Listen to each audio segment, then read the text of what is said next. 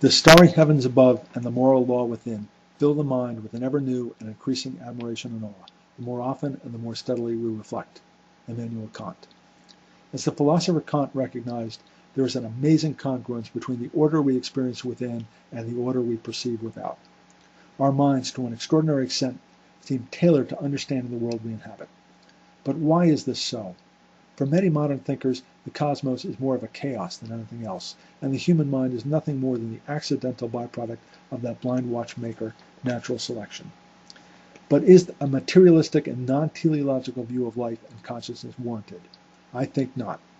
A psychologist by the name of Zeising believed that nature exhibits purpose. He believed that nature aims at beauty.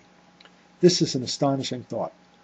According to his view, a mathematical pattern known as the golden ratio repeatedly crops up in the natural world. For example, the golden ratio can be discerned in seashells, plants, and other natural as well as man-made forms, such as the Greek Parthenon. If this view is correct, beauty is woven into the fabric of life. Ancient Greek philosophers such as Pythagoras and Plato had a similar perspective. In their view, the physical world is a manifestation of abstract mathematical patterns. For many modern scientists and thinkers, a Platonic outlook is considered passé. However, the idea that physical phenomena are patterned after more abstract and fundamental principles finds support in quantum theory. For example, one researcher, Dr. Barbara Shipman, contends that the architecture of the beehive and the famous waggle dance that bees exhibit to communicate food sources is patterned after very specific physical fundamentals found on the quantum mechanical level. All this suggests that the physical world we inhabit is an unfolding of an implicit order. What is the aim of life?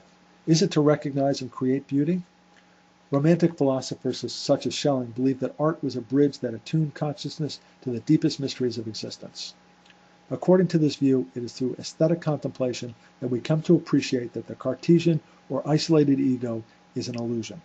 We are, in fact, in Schelling's memorable phrase, the eyes and the ears of the universe.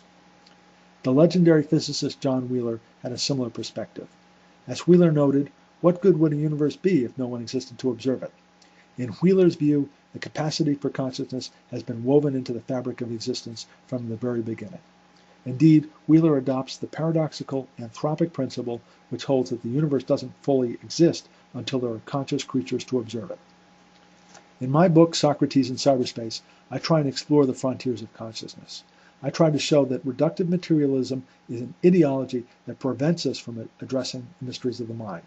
And I try and sketch out alternatives to Darwin's theory of evolution. I explore the intriguing research in quantum mechanics, which I believe have enormous bearing for the questions of consciousness and the mysteries of existence. The ancient philosopher Heraclitus once said, "You would not find the boundaries of the soul, even by traveling every path, so deep a measure does it have." I hope my book, Socrates in Cyberspace, will help those interested in exploring the frontiers of the soul.